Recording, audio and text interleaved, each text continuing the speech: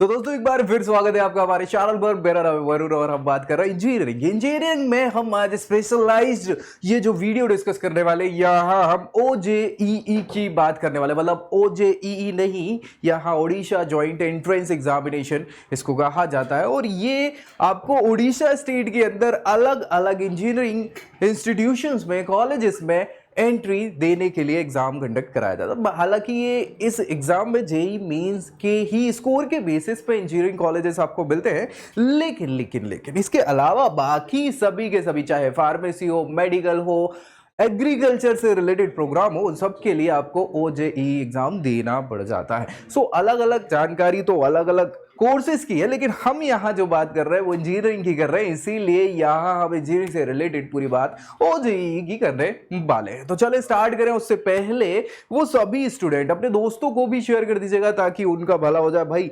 वहां के बच्चों को या आपको सारी जानकारी मिल जाए। और साथ ही साथ चैनल सब्सक्राइब कर लेना है, क्योंकि यही मिलेगी सारी जानकारी आपको, चाहे कॉलेज हो, कोर्सेज हो या करियर से जुड़ी इंजीनियरिंग से रिलेटेड। तो चलिए स्टार्ट करें। OJEE 2023 की काउंसलिंग कैसे क्या होती है, कौन कौन से डॉक्यूमेंट्स लगेंगे, सारी एक प्रक्रिया को हम यहां डिस्कस करेंगे इसी वीडियो के माध्यम से। तो चले भैया स्टार्ट कर ही लेते हैं। स्टार्ट करने के लिए सबसे पहले क्या है ये, इसका फुल फॉर्म हमने डिस्कस कर ही लिया कि ये ओडिशा ज्वाइंट इंजीनियरिंग एंट्रेंस, वैसे इंजीनियरिंग नहीं बोल सकते, इसको एंट्रेंस एग्जामिनेशन ही बोला जाएगा। और इसमें अलग अलग प्रकार से काम, शुरुआती तौर पे आपका रजिस्ट्रेशन होगा काउंसलिंग के लिए। रजिस्ट्रेशन के बाद फिर आपकी आगे के स्टेप्स होते हैं, धीरे धीरे जाके आप अलॉटमेंट वगैरह के लिए सीट अलॉटमेंट लेंगे, फिर डॉक्यूमेंट वेरिफिकेशन वगैरह, और फाइनली आपका अलॉटमेंट ऑफ द कॉलेज। ये सारी चीज़ें यहाँ पे होती हैं। तो कैसे क्या सारी चीज़ें हों, उसके लिए क्या कर रहे हैं, चलो काउंसलिंग स्टार्ट 2023। वैसे तो मैं आपको बता दूं कि ये काउंसलिंग वगैरह जो स्टार्ट हो रही है इनकी अक्टूबर तक चली जाती है। ये हमेशा के सिनेरियोज रहे, पिछली बार भी कुछ इतना ही चले गए थे गैप, लेकिन अभी भी इसी समय अक्टूबर के आसपास इनकी काउंसलिंग होने की टेंटेटिव डेट बताई हुई है, अभी तो नहीं बताई, लेकिन हाँ ये प्रक्रिया ज़रूर स्टार्ट हो चुकी है इनकी, रजिस्ट्रेशन से लेके आगे तक की। तो चलो भैया क्या कैसी सारी चीज़ें हैं देख लें। यहाँ पे रजिस्ट्रेशन सबसे इंपॉर्टेंट चीज़ है। सक्सेसफुल रजिस्ट्रेशन के बाद उसकी कुछ फीस वगैरह भी आपको पे करनी होती, ताकि हाँ कैंसिलेशन वगैरह सारी चीज़ें आपको मिल पाएगी, कैसे क्या चॉइस फिलिंग करनी है, क्या सारी चीज़ें। ठीक है भाई, चलो इस कैंडिडेचर के बाद जैसे ही आपका रजिस्ट्रेशन हो जाएगा, ID और पासवर्ड आपका, मतलब एक एप्लीकेशन नंबर और वो जनरेट हो जाएगा, जिसको डायरेक्टली आप पूरी जानकारी के लिए OJEE की वेबसाइट पर जाके ही वहीं आपके कैंडिडेचर पे क्या कैसी जानकारी मिलेगी। क्योंकि भाई आप जो भी सीटें लोगे, जो भी कॉलेजेस वगैरह आप फुलफिल करोगे इसमें, वो आपको वहीं से मिलने वाली है, इसलिए ये इंपॉर्टेंट हो जाता है रजिस्ट्रेशन प्रक्रिया। अब काउंसलिंग की बात तो क्या है कि अभी डेट कंफर्मेशन नहीं है, टेंटेटिव इन्होंने अक्टूबर 15 के आसपास की बताई है, तो प्लीज़ उसको बार बार आप समय के साथ साथ चेक करते रहिएगा इनके ऑफिशियल वेबसाइट पे जाके OJEE वाले पे, और वहाँ आपको पूरी काउंसलिंग के पैटर्न और सारी क्वालिफाइड जितनी लिस्ट है। देखो होता क्या है कि ये इंजीनियरिंग के लिए अलग से एग्जाम तो कराते नहीं, पहले ज़रूर करवाते थे, लेकिन अब इन्होंने क्या है JEE मेंस के बेसिस पे ही पूरा का पूरा लिस्ट ये फॉर्म करते हैं बच्चों की। और ये इंपॉर्टेंट है कि वो जितने भी बच्चे OJEE काउंसलिंग अटेंड कर रहे हैं, वो अगर ओडिशा स्टेट के रेसिडेंट हैं तो उन्हें प्रॉफिट ज़्यादा मिलता है। क्यों प्रॉफिट मिलता है? क्योंकि अदर देन ओडिशा स्टेट वाले बच्चों को गवर्नमेंट इंस्टीट्यूशन नहीं मिलता, उन्हें प्राइवेट इंस्टीट्यूशन ही लेना पड़ता है, ये इनके क्लॉज बता रहे हैं। ठीक है, सो ये इंपॉर्टेंट है उन बच्चों के लिए। अब वो क्या करेंगे, जितने भी पार्टिसिपेंट थे जिन्होंने JEE मेंस दिया था, उसकी पूरी मेरिट लिस्ट बनाएंगे, और उस मेरिट लिस्ट के बेसिस पे फिर उनको बाइफर्केशन के तौर पर देखेंगे कि क्या कैसे बच्चों को कॉलेजेस वगैरह ओडिशा स्टेट के मिल पा रहे हैं सारी चीज़ें। तो थोड़ा सा समय यहाँ लग जाता है क्वालिफिकेशन या क्वालिफाइड कैंडिडेट्स फिर आगे की काउंसलिंग प्रक्रिया में हाँ पार्टिसिपेट कर पाते हैं। अब यहाँ पे एलिजिबिलिटी क्राइटेरिया के लिए क्या होगा, देखो यार जैसे मैंने बताया कि इंजीनियरिंग के लिए JEE मेंस के स्कोर को ये एक्सेप्ट करते हैं, वैसे ही मेडिकल बच्चों जितने भी मेडिकल वगैरह की प्रिपरेशन कर रहे हैं वो नीट के एग्जामिनेशन के बेसिस पे उनको वहाँ देते हैं। तो ये 2 एग्जाम है, बाकी के चाहे हाँ एग्रीकल्चर की बात कर ले कोर्सेज की, या फिर फार्मेसी वगैरह के जो कोर्सेज हैं वो यहाँ इस एग्जामिनेशंस के बेसिस पे आपको भर देते हैं। अब देखो कैंडिडेट 2 ही प्रकार के होंगे, या तो जनरल कैटेगरी के होंगे या रिजर्व कैटेगरी के होंगे। तो जनरल कैटेगरी वाले जितने भी बच्चे हैं 12th मतलब जो 12th पास आउट हैं, 12th पास जिन्हें कर लिया है, उनके लिए एटलीस्ट 50% का क्राइटेरिया इन्होंने रखा है। कुछ हाँ पीसीएम पीसीबी के भी क्राइटेरियाज हैं अलग अलग, है ना। हाँ बस वो कोर्सेज टू कोर्सेज वेरी कर जाते हैं। उसके अलावा यहाँ पे जो रिजर्व कैटेगरी के बच्चे उन 40% के उनके कुछ मार्क्स आपके होने चाहिए 12th क्लास में, ये इंपॉर्टेंट है।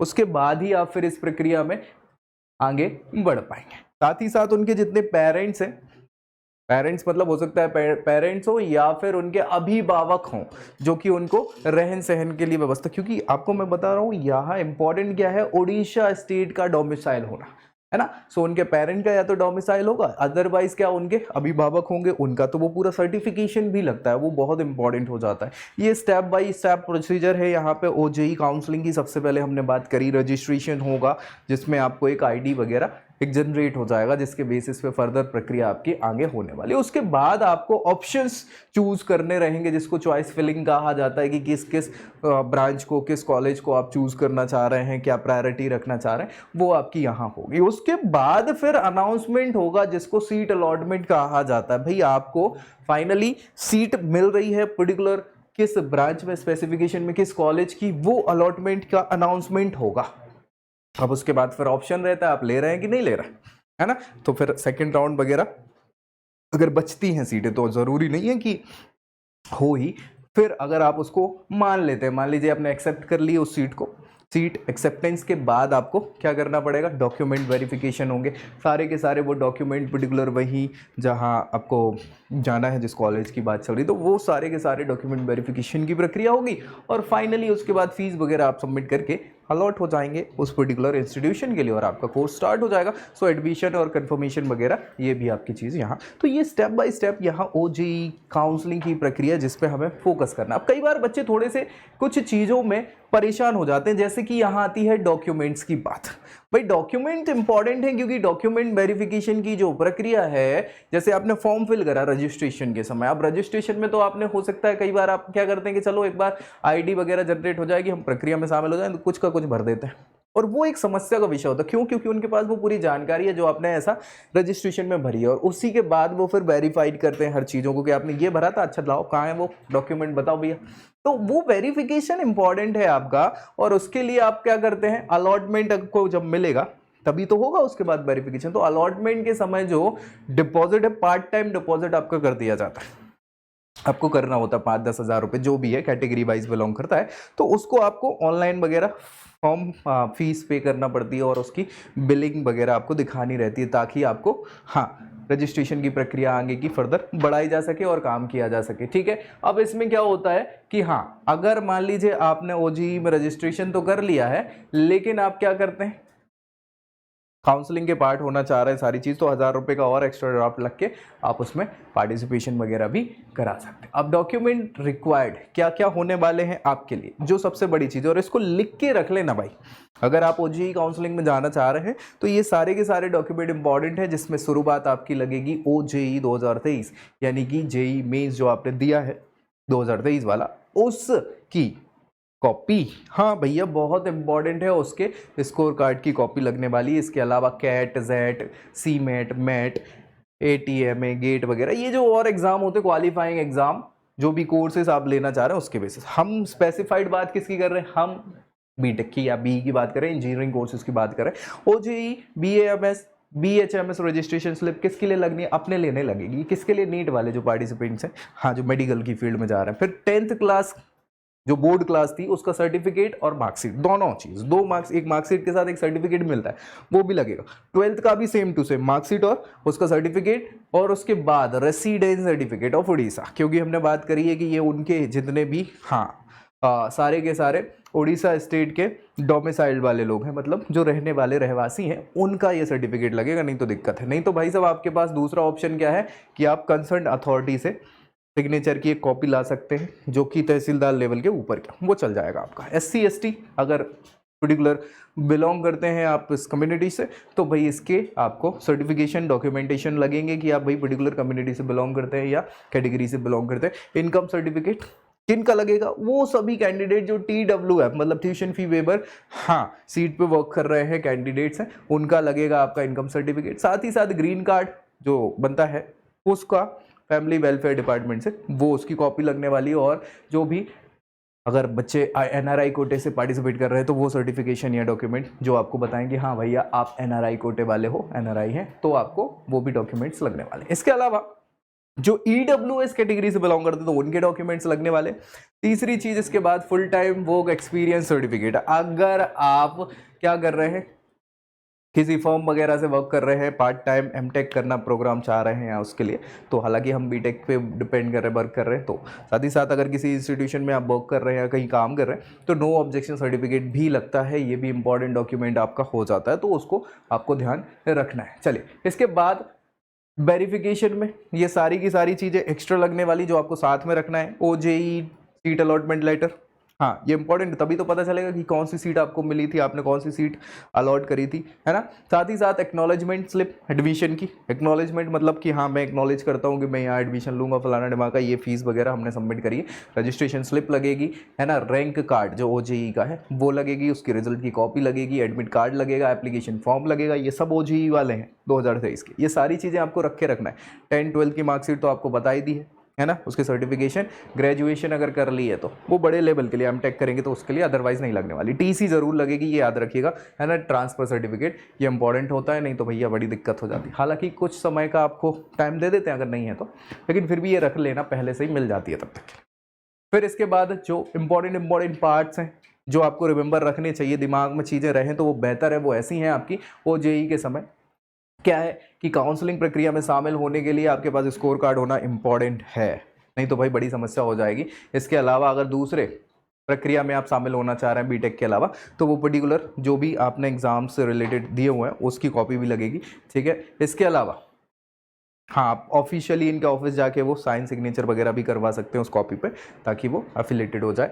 JEE रैंक वाले जितने भी बच्चे हैं जिसकी हम बात करें बीटेक वाले, तो उनको क्या करना है भैया, हाँ इस प्रोसेस में क्या करना पड़ेगा, पार्टिसिपेशन के लिए पहले से ही जाना पड़ेगा, सारी चीज़ें करनी पड़ेंगी, तो वो भी एलिजिबल रहेंगे JEE होल्डर वाले बच्चे भी। और बस इंपॉर्टेंट पॉइंट में इतना याद नहीं है, मेन ये है कि भैया रेसिडेंट अगर आप हैं, क्योंकि उनके लिए ये इंपॉर्टेंट है, तो रेसिडेंट सर्टिफिकेट इंपॉर्टेंट है, या नेटिव सर्टिफिकेट जिसको बोलते हैं नेटिविटी सर्टिफिकेट, वो होना ज़रूरी है। एक्स सर्विसमैन कोटा अगर आपने लगाया है तो भैया वो रिस्पेक्टिव जो राज्य सैनिक बोर्ड है उड़ीसा का, वहाँ से आपको सर्टिफाइड कराना पड़ेगा, ताकि कंफर्मेशन हो पाए कि हाँ भैया आप एक्स सर्विसमैन कोटा वाले व्यक्ति हैं या नहीं है। बाकी कोई दिक्कत ऐसी होने नहीं वाली है। तो इंपॉर्टेंट कॉलेजेस जो उड़ीसा में आपको OJE काउंसलिंग के बेसिस पे मिल सकते हैं, कौन कौन से हो सकते हैं, तो भाई ये रहे वो नाम। NIT की बात कर ले, राउरकेला बहुत इंपॉर्टेंट है और ये अच्छा हो सकता है। हालांकि ये इस काउंसलिंग में NIT वाले में मुश्किल है मिलेगा आपको, क्योंकि NIT है तो आपको हाँ जोसा CSAB ठीक है, लेकिन फिर भी अगर बच जाती हैं सीटें तो आपको मिल जाए, हो सकता है। College of engineering technology CET है ये भुवनेश्वर का। इसके अलावा Veer Surendra Sai university of technology Burla, Kalinga institute important private institute में नाम आता है, इनका खुद का ही अपना एग्जाम भी होता है, तो वो भी आप चाहे तो दे सकते हैं। शिक्षा और अनुसंधान यूनिवर्सिटी भी है भुवनेश्वर की, जो इंपॉर्टेंट है, अच्छी जानी मानी नाम है। International institute of information technology IIIT Bhubaneswar, ये भी अच्छा नाम है। इसके अलावा गांधी इंस्टीट्यूट ऑफ टेक्नोलॉजी, ये भैया हाँ अवतमाल का है, हाँ एडवांसमेंट वाला, जी हाँ। इसके अलावा आप चाहें तो उड़ीसा इंजीनियरिंग कॉलेज, साथ ही साथ CB रमन कॉलेज अच्छा नाम है, और भाई finally silicon institute of technology. तो ये टॉपेस्ट कॉलेजेस तो नहीं मतलब, लेकिन इंपॉर्टेंट बच्चे चूज़ करते हैं और जाने माने नाम हैं इन इंस्टीट्यूशंस के, तो ये आपको JEE काउंसलिंग के बेसिस पे मिलता है। और भी बहुत सारे हैं, और अपनी प्रोफाइल पर बेस्ड अगर आप चाह रहे हैं कि बेस्ट क्या होगा, कौन सा इंस्टीट्यूट आपके लिए बेस्ट होगा ये हम बताएं, तो नीचे प्रोफाइल एनालिसिस फॉर्म भी मिल जाएगा, जिसके बेसिस पे आप क्या कर सकते हैं, पूरी जानकारी ले सकते हैं। तो भाई ऐसी पूरी जानकारी हम प्रोवाइड करते ही हैं, चाहे कॉलेज हो, कोर्सेज हो, या करियर से जुड़ी जानकारी। तो भाई चैनल सब्सक्राइब कर लेना, और मिलेंगे अगली वीडियो में अगली जानकारी के साथ। तब तक के लिए जय Hind. I hope you like this video. For more such videos, keep watching our channel. And do not forget to like, share and subscribe.